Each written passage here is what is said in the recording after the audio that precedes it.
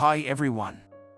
In this video, whether it is helping others or doing charity, if we do all the pujas, that will get us a lot of blessings. If we go to the temple and worship God, God will give us the boon we need.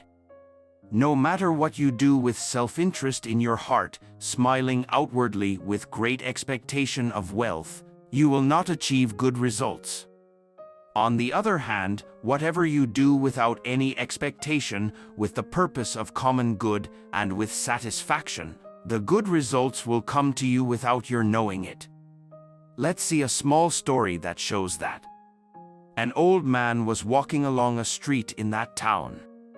As the light faded and it started to get dark, it started raining. Now we can't go anywhere. Deciding that he would like to stay here tonight somewhere, he slowly moved around looking for a place to stay. Then a big house was seen. He went to the door of the house and knocked on the door. A woman's voice came from inside the house, asking who was knocking on the door. "Sister, I am a passerby. An old man who has passed his age. It is raining well outside. Can you give me a place to stay for tonight only?" he asked. The owner of the house inside, who was rich, was very arrogant, and when she heard the old man's request, she became very angry. She made a loud noise and scolded him. "This is not an inn. You cannot stay. If you come in, I will unleash the dogs. They will bite you. Run away from here," she said. The old man also left without saying a word. A short distance beyond the rich house, a cottage was seen. There lived a poor woman. The old man standing at the door of that hut knocked on the door. Immediately the door of that hut opened, and a woman came out. "Sister, I am a wayfarer. I just want a place to stay tonight." Before he finished speaking, the poor woman said, "It's raining well.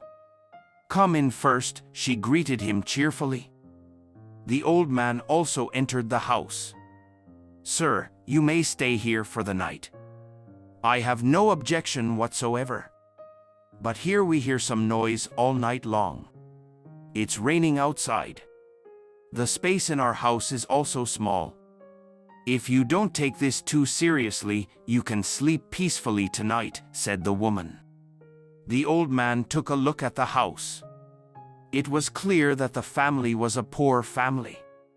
There were many children. Their clothes were all torn. "Look at them." With great sympathy, he said, "Mother, don't these children have nice clothes? You are wearing such tattered clothes, can't you sew some new shirts?" he asked. The lady asked, "Sir, how can I do it? My husband is dead. I am the only person working for this family. I don't have money in my hand for daily food. So how can I buy new clothes?" The old man did not say anything. Then the lady brought the food and said, "Let's all eat, come." She called. She asked the old man to sit and eat. He said, "Sister, I have just eaten a little while ago," and opened the bundle he had brought, and gave the children the food and fruit in it. Then he lay down on one side of the house.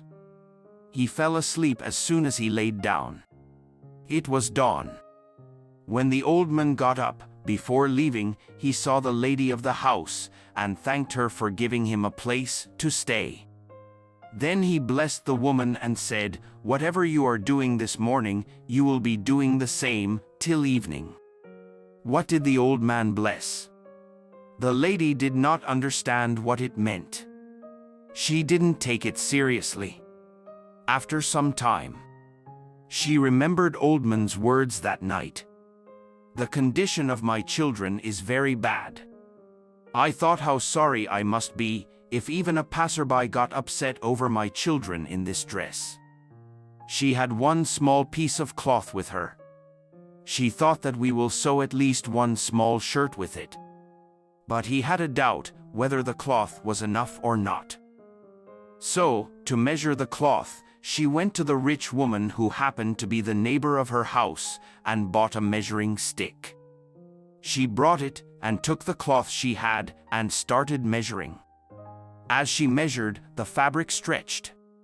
She kept on measuring as she was amazed at how far the cloth stretched. She measured the whole day. Then it was late. It was only after dark that the cloth came to an end. It was then that the lady understood the meaning of the blessing he gave her in the morning: whatever you do, you will do until evening. Later that evening she went home to return the scale that the rich woman had bought her. Seeing her, the rich woman said, "What took you so long to return this scale? What were you doing with it for so long?" she asked. The poor lady also explained everything that happened. Hearing this, the rich woman regretted, thinking, I insulted the old man, considering him to be an ordinary beggar." Then she called her servant. "Didn't an old man come here yesterday, like a beggar? He must be somewhere in the neighboring town now. You immediately lock up a horse-drawn carriage, go into it, find him wherever he is, and immediately put him in the carriage, and bring him here." She told him that I had said, "My mistress, ma'am, who is a generous helper of the poor, scolded you that day due to some confusion. So she apologized to you and begged you to come back home." The servant also chased the cart to fulfill his mistress's command. He searched and found the old man in a way. He told him the request of his mistress. The old man refused to accompany him. The servant was startled by this. Falling down at his feet, she said, "Sir, if you do not come with me, my ma'am will think there is something wrong with myself. Then she will throw me out of her work.